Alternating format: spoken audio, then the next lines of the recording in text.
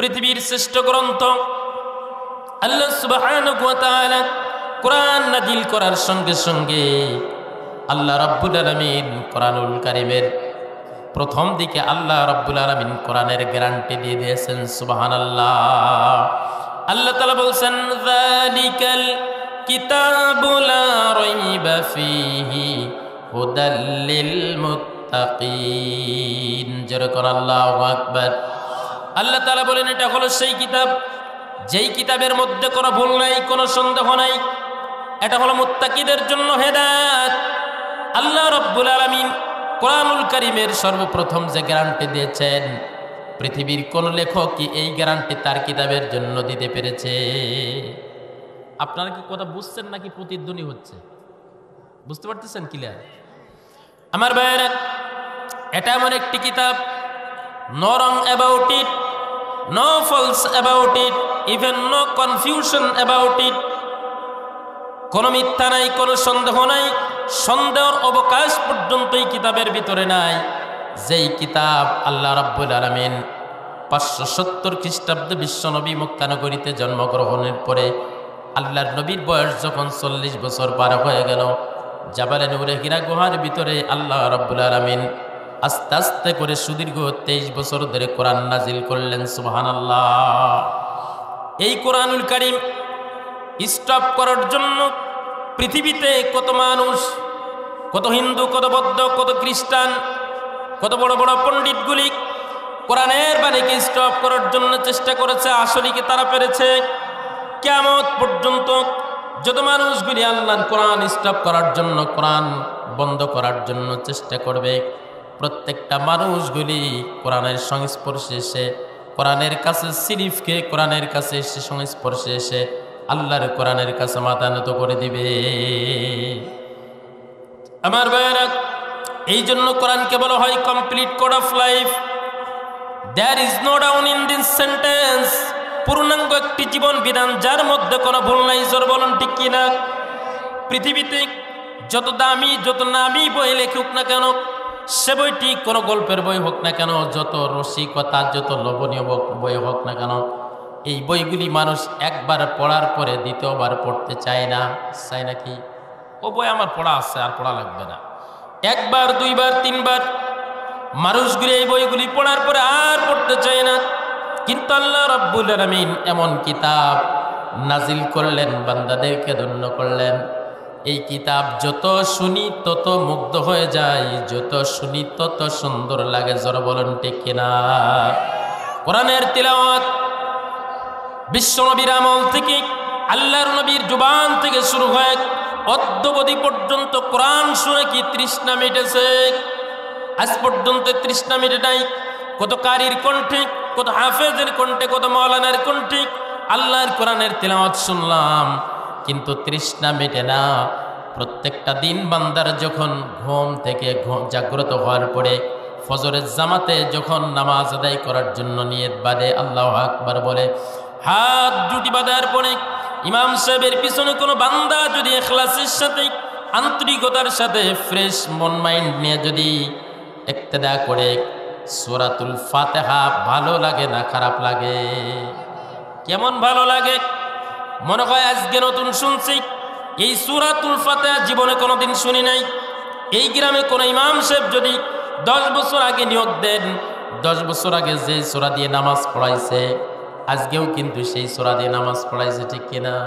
আশা করা যায় আগামীকাল ফজরের সময় যেই সূরা তিলাওয়াত করবে, একটু বুঝে থাকলে বলেন ওই সূরার নাম কি? সূরাতুল ফাতিহা কোরআনের ভাষায় বলা হয়েছে সাবউল মাসানি ওয়াল কুরআনুল আযীম। কোরআনুল কারীমের এই 7 আয়াত বিশিষ্ট একটি সূরা। এই সূরার ভিতরে আল্লাহ রাব্বুল আলামিন এত বরকত দান করে দিয়েছেন, যেই বরকতগুলি বান্দার রিজিকের জন্য আল্লাহ তাআলা ভরপুর করে দেন। কোন বান্দা যদি 5 ওয়াক্ত নামাজ আদায় করে, যত রাকাত নামাজ আদায় করবে, প্রত্যেকটা রাকাতে সূরাতুল ফাতিহার তিলাওয়াত হবে। সূরাতুল ফাতিহা তিলাওয়াতের মাধ্যমে আল্লাহ রাব্বুল আলামিন তার শেফা দান করবে, তার রিজিক দান করবে, তার বিপদ থেকে রক্ষা করবে। সমস্ত প্রকার রহমতের চাদরে বান্দাকে আল্লাহ রাব্বুল আলামিন আবৃত করে দিবে। বুঝতেছেন না মনে হয়? সুবহানাল্লাহ জোরে বললেন না? আমার ভাইরা, সে কোরআনুল কারীম আজকে এই ময়দানে কোরআন যারা শুনতে এসেছেন, এই কোরআন যারা শুনতে এসেছেন, লাস্টে আপনাদেরকে যদি তাবারক থাকে, একটা প্যাকেট তাবারক দেওয়া হবে মুসলমান। এই এক প্যাকেট তাবারকের জন্য তো মুসলমান না কোরআন শুনতে আসে না, ঠিক না বেঠিক? কিছু তাবারকের ভিতরে গরুর গোশত থাকে, কিছু তাবারকের ভিতরে খাসির গোশত থাকে, কিছু তাবারক ভুনা খিচুড়ি দিয়ে রান্না করা হয়। কোন তাবারকের জন্য মুসলমানরা কোরআন শুনতে যায় না।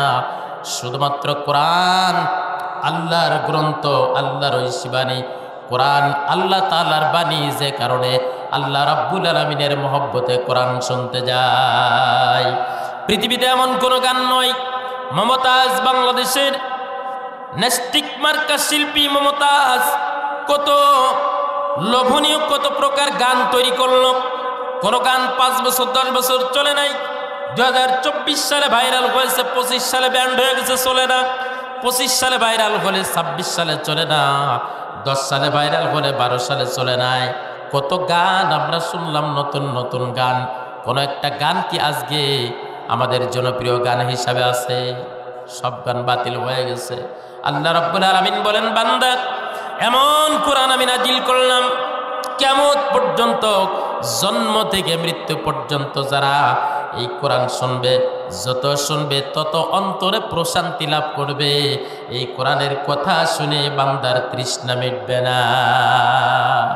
আল্লাহ তাআলা বলেন, কুল লাউ কানাল বাহরু মিদাদান লিকালিমাতি রাব্বি লানাফিদাল বাহরু ক্বাবলা আন তানফাদা কালিমাতু রাব্বি ওয়ালাউ জিনা বিমিথলিহি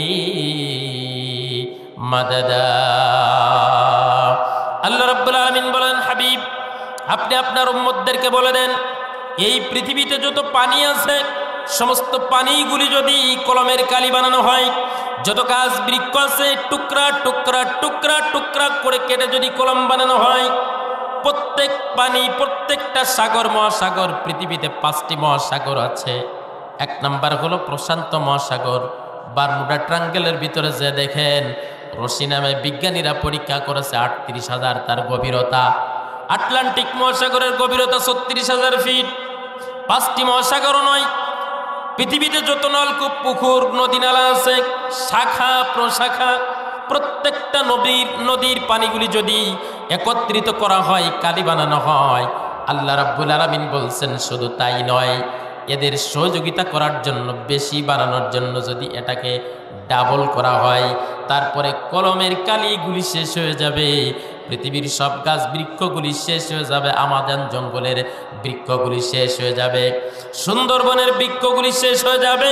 কিন্তু আল্লাহ রাব্বুল আলামিনের কোরআনের ব্যাখ্যা, আল্লাহর কালেমার প্রশংসা করা বান্দার দ্বারা শেষ করা সম্ভব হবে না। এত বিশাল বৈশিষ্ট্যপূর্ণ কিতাব সে মহান মালিক দান করেছেন, যে মালিকের প্রশংসা আমাদের দ্বারা করে সম্ভব নয়। ঠিক না বেঠিক? আমার ভাইরা, এত বিশাল কোরআন, এই কোরআনটা যদি আপনাদের মির্জাপুর, এখানে বাজার আছে নাকি? যদিও আমি শোলকুপার মানুষ, এই অঞ্চলটা ভালো চিনি না। মির্জাপুর বাজার অথবা শোলকুপা বাজারে যদি যান, এই আল্লাহর কোরআন মাত্র 150 টাকা দিলে একটা কোরআন পাওয়া যাবে, যাবে না? 200 টাকা হলে কোরআন পাওয়া যাবে। পৃথিবীতে কত ভলিউম বই আছে, যে বইগুলি 4000, 5000 টাকা দাম, কিন্তু আল্লাহর কোরআন পৃথিবীর শ্রেষ্ঠ কিতাব। এই কিতাবটা 200 টাকা নিয়ে বাজারে যাবেন, একটা না একটা পাওয়া যাবেই, ঠিক কিনা? আসলে কোরআনের দাম কি 200 টাকা? কথা বলেন। কোরআনের দাম 200 টাকা নয়। এই কোরআনের কত দাম, কত ওয়েট, এই কোরআনের কত মর্যাদা। আল্লাহ রাব্বুল আলামিন শায়াতি বলছেন, সূরাতুল হাসরের ভিতর আল্লাহ রাব্বুল আলামিন বলছেন, লাউ আনজালনা হাযাল কুরআনা আলা জাবালিন লারাআইতাহু খাশিআম মুতাসাদ্দিআম মিন খাশিয়াতিল্লাহ। আল্লাহ তাআলা বলছেন, নবী হে, এই কোরআন নাজিল করবার জন্য পাহাড়কে প্রস্তাব করেছিলাম, যদি আমি সে পাহাড়ের উপরে নাজিল করতাম, আপনি দেখতে পেতেন পাহাড়গুলি মবের মতো গলে টুকরা টুকরা হয়ে আল্লাহর ভয়ে পাহাড়গুলি ধ্বংস হয়ে যাচ্ছে, টুকরা টুকরা মমের মতো গলে পাহাড়গুলি একেবারে ম্লান হয়ে যাচ্ছে। এটা আপনি দেখতে পেতেন। যে কোরআন পাহাড়ের উপর নাজিল করলে পাহাড় কোরআনের ওয়েট, কোরআনের ভার সহ্য করতে পারে নাই, সেই কোরআন আল্লাহ কার উপরে নাজিল করেছে? কথা বলেন। আল্লাহ রাব্বুল আলামিন বলছেন, হাবিব, এই কোরআন যদি আমি পাহাড়ের উপরে নাজিল করতাম, আপনি দেখতে পেতেন পাহাড়গুলি টুকরা টুকরা হয়ে মোমের মতো গলে যাচ্ছে।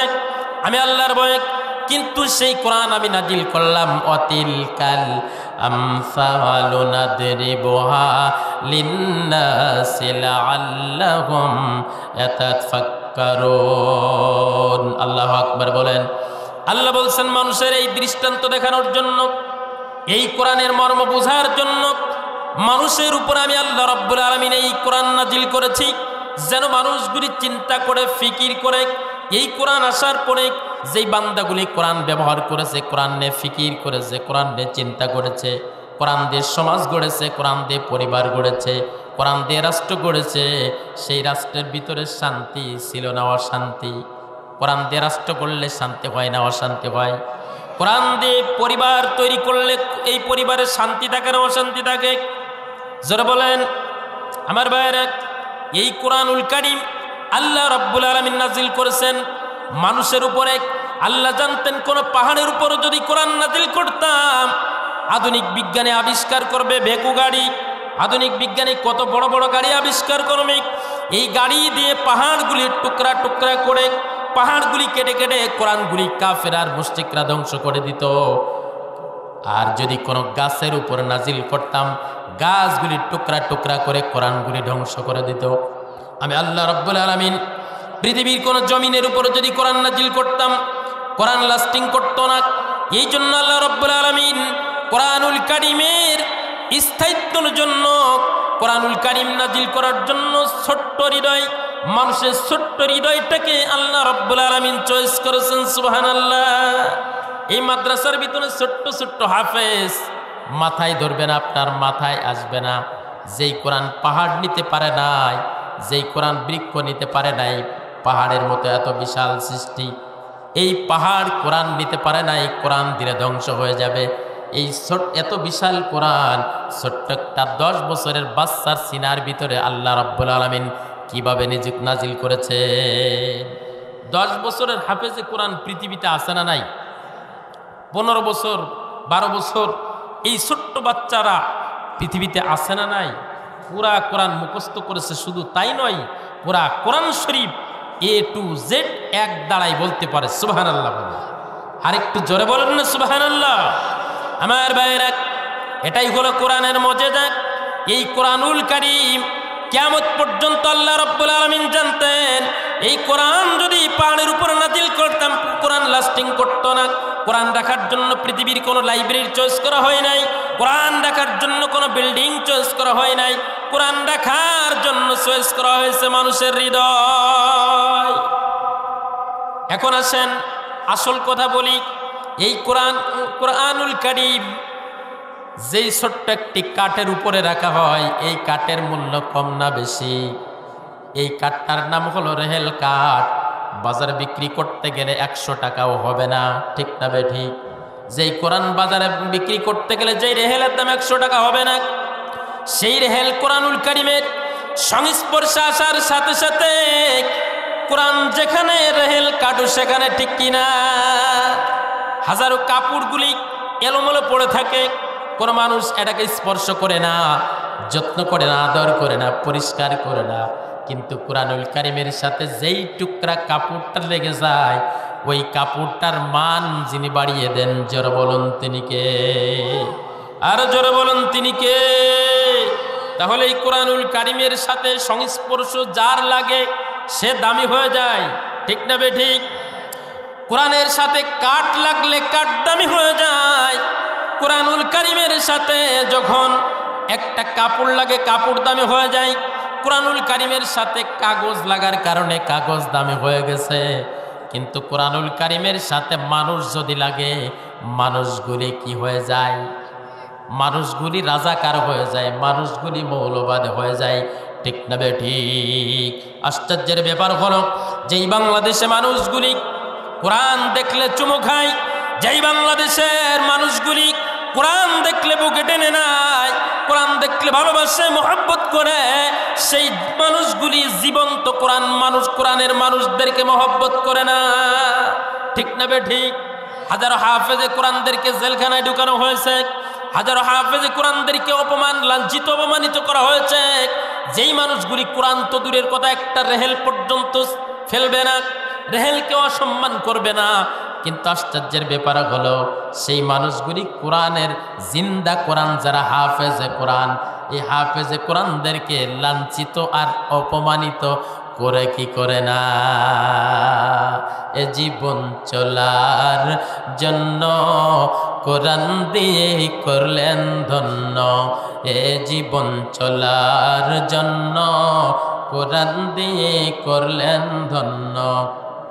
নবীর হাদিস বলতে পারি না রে জীবনের মালিক, তোমায় ছাড়া জীবন চলে না। বলেন ও রে জীবনের মালিক, তোমায় ছাড়া জীবন চলে না। ঠিক না বেটি? কোরআন দিয়ে মানুষদেরকে ধন্য করেছেন। আমার ভাইয়েরা, এই কোরআনুল কারীমকে যারা সম্মান করবে, যারা ইজ্জত করবে, সে মানুষগুলি হয়ে যাবে সোনার মানুষ। বিশ্বনবী সাল্লাল্লাহু আলাইহি ওয়াসাল্লাম মক্কার ভিতরে 40 বছর পর্যন্ত আল্লাহর নবীর কোনো দুর্নাম ছিল না, কেলেঙ্কারি ছিল না, মিথ্যাবাদীর কোনো অপবাদ ছিল না। আল্লাহর নবীকে সবাই মহব্বত করত, ভালোবাসত। জীবনে কোনোদিন মিথ্যাবাদী বলে নাই, আল্লাহর নবীকে কোনোদিন কবি বলে নাই, গণক বলে নাই। নবীজিকে যারা বলেছেন আল আমিন, সত্যবাদী। ঠিক না বেঠিক? যখনই কোরআন এসে গেল, কাফেররা বলতে শুরু করলো মুহাম্মদ এতদিন সুন্দর কথা বলতো, কিন্তু এখন মুহাম্মাদের কথা দিয়ে রাজাকারের গন্ধ পাওয়া যায়। আসলে কি মুহাম্মাদের কথা দিয়ে, আল্লাহর নবীর কথা দিয়ে রাজাকারের গন্ধ পাওয়া যেত, না আল্লাহর ঐশী বাণীর কোরআনুল কারীমের গন্ধ পাওয়া যেত? যেই জাহিলি যুগকে মক্কার নাম ছিল বাক্কা, বিশ্বনবীর আগমনের কারণে বাক্কা হয়ে গেল মক্কাতুল মুকাররমা। যেই মদিনার নাম ছিল ইয়াসরিব, ইয়াসরিব থেকে আল্লাহর নবীর আগমনের কারণে মদিনাতুল মুনাওয়ারা নাম হয়ে গেল। সেই নবীকে কাফের আর মুশরিকরা বলতে শুরু করলো, কোথা দিয়ে বর্তমান রাজাকারের গন্ধ পাওয়া যায়। ঠিক না বেটি? কাফেরদের সিদ্ধান্ত, কাফেরদের কথা ভুল না সঠিক? কথা বলেন, কাফেরদের কথা ভুল না সঠিক? এখন অনেকে আছে কোরআন দিয়ে কথা বললে ভালো লাগে না, কোরআনের তিলাওয়াত শুনতে খুব মধুর লাগে, ওই আয়াতের তাফসীর আর তরজমা শুনতে ভালো লাগে না। আছে না নাই? আমার ভাইয়েরা, বিশ্বনবী সাল্লাল্লাহু আলাইহি ওয়াসাল্লামের অসংখ্য সাহাবায়ে কেরাম এ কোরআন প্রতিষ্ঠিত করতে গিয়া, এ কোরআন প্রতিষ্ঠিত করতে দিয়ে আল্লাহর নবীর অসংখ্য সাহাবায়ে কেরাম কেউ হাত হারিয়েছে, কেউ পা হারিয়েছে, কেউ কাতর জীবন, হাসিমুখী জীবন দিয়ে সাদার পেয়ালা পান করেছে, যার বিনিময়ে আমরা কোরআন পেয়েছি। ঠিক তেমনি একজন সাহাবা, আল্লাহর নবীর একজন সাহাবা, বিশ্বনবী মক্কা থেকে যখন কোরআন বলার কারণে মদিনায় পা রাখলেন, মদিনায় যাওয়ার পরে আল্লাহর নবীর একজন ছোট্ট সাহাবা ছিল, কোরআনকে কেমন ভালোবাসত, আল্লাহর নবীকে কেমন ভালোবাসত। আল্লাহর নবী মদিনায় যেদিন গেলেন, একজন সাহাবা, বয়স হলো 10 বছর। জোর বলুন কয় বছর? জোর বলুন কয় বছর? 10 বছরের বয়সের একজন সাহাবা, নাম ছিল হযরতে জুলাইব। হযরতে জুলাইব, এই জুলাইব 10 বছর বয়সে বিশ্বনবী সাল্লাল্লাহু আলাইহি ওয়াসাল্লাম যখন মদিনায় পা রাখলেন, জুলাইবিব আল্লাহর নবীর চেহারা দেখার সঙ্গে সঙ্গে বিশ্বনবীর উপরে এমন একটা আন্তরিকতার মহব্বত, আল্লাহর নবীর চেহারা জুলাইবিবের চোখের উপর দিয়ে সরে না। জোরে বলেন সুবহানাল্লাহ। জুলাইবিবের পরিবার ছিল না, এতিম সন্তান, মা ছিল না, বাবা ছিল না, পরিবার থাকতেও ছিল না। জুলাইবিব ছিল অত্যন্ত একা।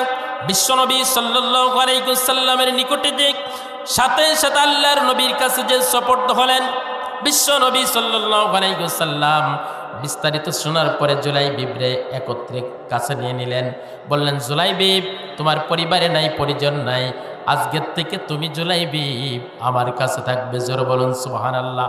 আমি সংক্ষেপে বলছি মুসলমান, কোরআন ভালোবাসার কারণে একজন সাহাবা জুলাইবিব আল্লাহর নবীর কাছে যে জীবনটা সুপর্দ করে দিলেন, মা নাই, পরিবার নাই, বাবা নাই, সংসার নাই, ধর্ম নাই, 10 বছর বয়স, কি খাবে কি করবে কোনো স্মরণ কোনো কিছুই মনে নাই, তার চিন্তা নাই, আল্লাহর নবীর কাছে জীবনটা সুপর্দ করলেন। বিশ্বনবীর মদিনার ভিতরে আসহাবে সুফার জন্য, যে সাহাবায়ে কেরামদের জন্য যে খাবারগুলি আসতো, বিভিন্ন জায়গা থেকে খাবার মসজিদে আসতো, খাবারগুলি জুলাইবিব খেত, কোনোরকম খেয়ে জীবনযাপন করতো। ইনি হলেন হযরত জুলাইবিব। জীবনযাপন করতে করতে মদিনার আনসারদের ভিতরে এই জুলাইবিবের এমন একটা জনপ্রিয়তা ছিল। ছোট্ট সাহাবা, বয়স হলো 10 বছর। জোরে বলুন কয় বছর? 10 বছর বয়সে জুলাইবিব প্রত্যেকটা আনসারদের বাড়ির ভিতরে ঢুকে ঢুকে মা, খালা, ফুপু এরকম মুখ আলাইপেছিল, রসিকতা করতে পারত, হালকা পাতলা মানুষ। প্রত্যেকটা আনসারদের পরিবার তাকে ভালোবাসত। এই জুলাইবিব প্রত্যেকটা আনসারদের পরিবারের সাথে আন্তরিকতা হয়ে গেল। যাইতে যাইতে যাইতে যাইতে হঠাৎ করে জুলাইবিবের বয়স যখন 18 বা 20 বছর বয়স হয়ে গেল। জোরে বলুন কয় বছর? 18-20 বছর। আমি কথা বলে মজা পাচ্ছি না, প্রতিধ্বনি হচ্ছে, আমি কথাটাকে মিলাতে পারছি না। এখানে 2টা মাইক মনে হয় এইভাবে দিচ্ছে, আমি কথাটা মিলাইতে পারছি না। সাউন্ড খুব সুন্দর, কিন্তু কথাটা যখন আপনার প্রতিধ্বনি হবে তখন কথাটা মিলানো যায় না। সেটিংয়ে এই চং বাদাই সমস্যা হয়েছে সম্ভবত। আমার ভাইরা, এই জুলাইবিবের বয়স কত? 10 বছর। আল্লাহর নবীর কাছে থাকতে লাগলেন, আস্তে করে যুবক হয়ে গেলেন। হঠাৎ করে যুবক হয়ে গেলেন। প্রত্যেকটা সাহাবা তাদের স্ত্রীদেরকে বলে দিল, ও আমার প্রাণের স্ত্রী, তোমরা জেনে রাখো, এতদিন তো জুলাইবিব, এতদিন তো সে আমাদের সাথে আমাদের বাড়িতে আসতো, আমরা তারে কোনো কিছু বলি নাই। এখন সে যুবক হয়ে গেছে, তার সামনে তোমরা যাবা না। পর্দা এসে গেল, তখন তার বাড়ির ভিতরে ঢুকতে দেওয়া হতো না।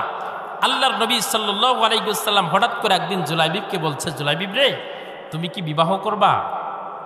হযরত জুলাইবিব রাদিয়াল্লাহু তাআলা আনহু 2 চোখ দিয়ে পানি ছেড়ে দিয়েছেন গড়গড় করে, ইয়া রাসূলুল্লাহ, ইয়া হাবিবাল্লাহ, আমি একটা গরিব মানুষ, এতিম মানুষ, আমার মা নাই, বাবা নাই, অর্থ নাই, সম্পদ নাই। এই মদিনার কোন মানুষগুলি আমার সাথে মেয়ে বিয়ে দিবে? এমন কোনো মানুষ তো নাই। আমার অর্থ সম্পদ কিছুই নাই, আমি স্ত্রীকে কি খাওয়াবো? বিশ্বনবী বলছেন, জুলাইবিব, তুমি যদি বিবাহ করতে চাও, বিশ্বনবী তোমাকে বিবাহ দেওয়ার জন্য প্রস্তুত নিয়েছে। সুবহানাল্লাহ জোরে বলেন। হযরত জুলাইবিব বললেন, ইয়া রাসূলুল্লাহ, আল্লাহ এবং আল্লাহর রাসূল যা করবে আমি সেটাতে রাজি আছি। বিশ্বনবী সাল্লাল্লাহু আলাইহি ওয়াসাল্লাম একজন আনসারী সাহাবী আল্লাহর নবীর সংস্পর্শে আসলেন। আল্লাহর নবীর সাথে সাথে বললেন, সাহাবী রে, আমি জানি তোমার একটা সুন্দরী মেয়ে আছে, তোমার মেয়ের বিবাহের পয়গাম যদি আমি তোমার কাছে দিই, তুমি কি রাজি হবে? সাথে সাথে আনসারী সাহাবী খুশিতে আত্মহারা হয়ে গেলেন। কণ্ঠ বসে যায় ভাই। খুশিতে আত্মহারা হয়ে গেলেন, বলতেছে, আল্লাহর নবী সাল্লাল্লাহু আলাইহি ওয়াসাল্লাম আমার মেয়ের বিবাহের পয়গাম পাঠিয়েছেন, এর থেকে খুশি পৃথিবীতে আর কিছু হতে পারে না। আল্লাহর নবী বললেন, সাহাবী রে, আমার বিবাহের জন্য নয়, আমার একজন সাহাবী আছে, সেই সাহাবীকে আমি বিবাহ দিতে চাই। সাথে সাথে ওই আনসারী সাহাবী বললেন, ইয়া রাসূলুল্লাহ, নাম বলেন। সঙ্গে সঙ্গে আল্লাহর নবী যখন বললেন, আমার জুলাইবিব 20 বছর বয়স হয়ে গেছে, আমার জুলাইবিব যুবক হয়েছে, আমার জুলাইবিবরে বিবাহ দিতে চাই।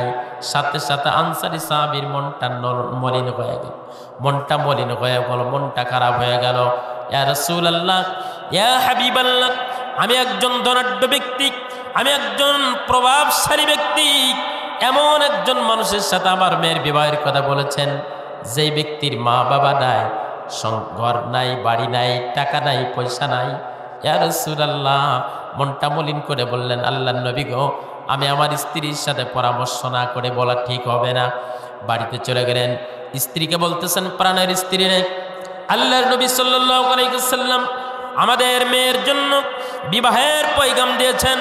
স্ত্রী বললেন এর থেকে খুশির কিছু হতে পারে না। দোজাখানের বাদশা যদি বিবাহের পয়গাম দেয় তাহলে এই বিবাহটা সাথে সাথে আমরা দিয়ে দিব, এর থেকে খুশির কোনো কিছু দুনিয়াতে আমাদের জন্য নাই। সাথে সাথে আনসারী সাহাবী বললেন, প্রাণের স্ত্রী রে, ও প্রাণের স্ত্রী, এই বিবাহটা আল্লাহর নবীর জন্য না, একজন সাহাবার জন্য। জোরে বলুন সুবহানাল্লাহ। স্ত্রীকে বললেন, প্রাণের স্ত্রী রে, জুলাইবিবের জন্য আল্লাহর নবী বিবাহের পয়গাম দিয়েছেন। সাথে সাথে স্ত্রী বললেন, না, অসম্ভব। যার বাড়ি নাই, ঘর নাই, চাকরি নাই, বাকরি নাই, নিজের পায়ে দাঁড়াইতে পারে নাই, এমন মানুষের সাথে মেয়ে দিতে আমি পারবো না। আল্লাহর নবীর কাছে যে বলো, এমন গরিব মানুষের সাথে যদি মেয়ে দেওয়া হয় তাহলে এই মেয়ে কি খাবে, কি করবে? জুলাইবি সাথে সাথে আনসারী সাহাবী বলতেছেন, প্রস্তাবটা যার দোজাখানের বাদশা তিনি, আল্লাহর নবীর প্রস্তাব ফেরত দেওয়াও তো আমার দ্বারা সম্ভব নয়। সুবহানাল্লাহ। বলতেছে আল্লাহর নবীর প্রস্তাব ফেরত দেওয়াও তো সম্ভব নয়, আবার গরিব ছেলের কাছে মেয়ে বিয়ে দেব, এটাও তো সম্ভব নয়, ঠিক কিনা?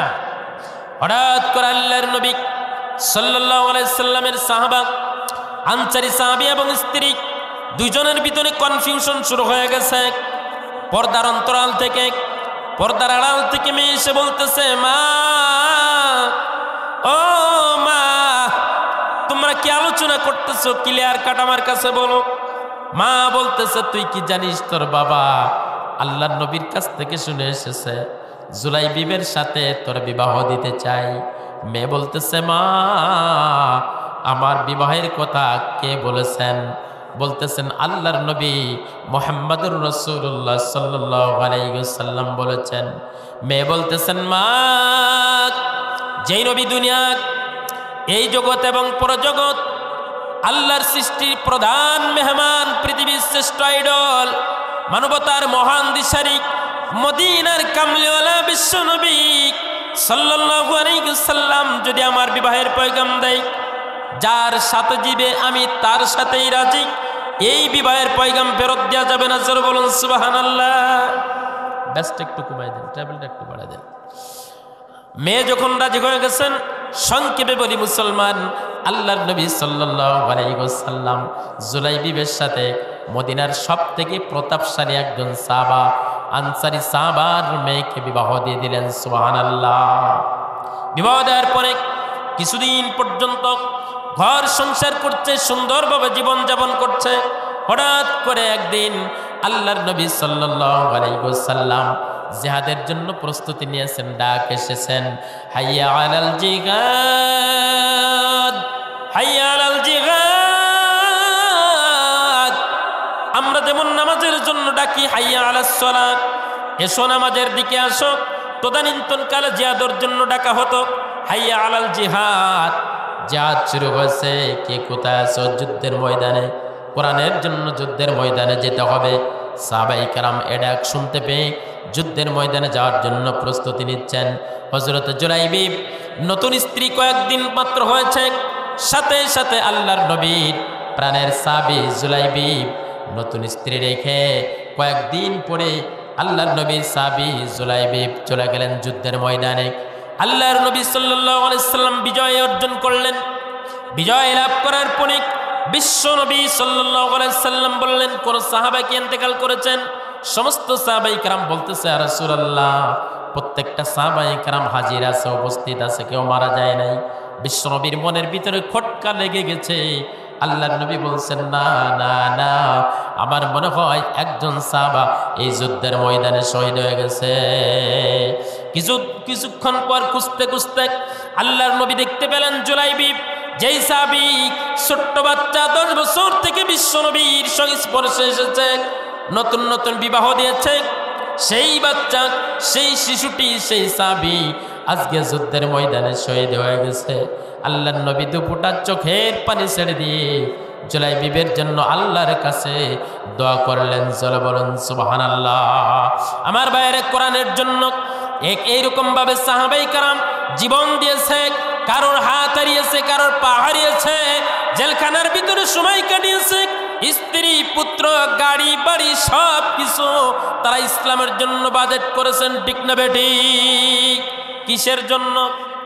কোরআন প্রতিষ্ঠিত করার জন্য, কোরআনের জন্য সেই মুসলমান আজকে এই ময়দানের ভিতরে আছে না নাই?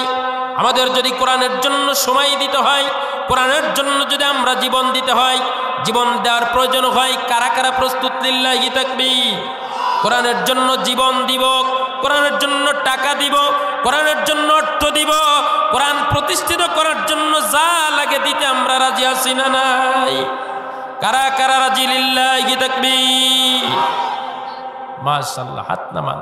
আল্লাহর কোরআনের মাহফিল, আল্লাহর কোরআনের মাদ্রাসা, এই মাদ্রাসার জন্য এই ময়দানের মধ্যে মাত্র 10 মিনিট আমাকে সময় দিয়েছেন আমার ভাইরা, 10 মিনিট সময় দিয়েছেন। কালেকশন এই 10 মিনিটের ভিতরে করা সম্ভব নয়। আসলেই সাহাবাই কারাম কোরআনের জন্য যা প্রয়োজন হয়েছে সব দিয়েছে, ঠিক না ঠিক? কিন্তু আমরা কোরআনের জন্য দিই, কিন্তু কোরআনকে ভালোবাসি, কিন্তু দলের থেকে বেশি না, ঠিক না বেটি? যারা আমলিক করে তারা চিন্তা করে যে কোরআন যাই যাক, মসজিদ যাই যাক, আমার দল ঠিক রাখতে হবে, প্রয়োজনে কোরআনের আলোচনা বন্ধ করে দিতে হবে, ঠিক না বেটি? যারা বিএনপি করে, বিভিন্ন রাজনৈতিক দল করে, তারা চিন্তা করে কোরআন ঠিক থাকবে, কিন্তু আমার দলের বিরুদ্ধে কথা চলবে না। আছে না নাই? ইমাম সাহেব কোরআন থেকে কথা বলেন, কিন্তু ঘুষের বিরুদ্ধে যেন না যায়, সুদের বিরুদ্ধে যেন না যায়, আমার দলের বিরুদ্ধে যেন না যায়, ঠিক কিনা? আসলে কোরআন আগে না দল আগে? কোরআন আগে না সমাজ আগে? কোরআন আগে না জীবন আগে? এই কোরআনের জন্য আল্লাহর কোরআনের মাদ্রাসা থাক, কোরআনের মাদ্রাসা প্রতিষ্ঠিত হোক, আমরা চাই কি চাই না?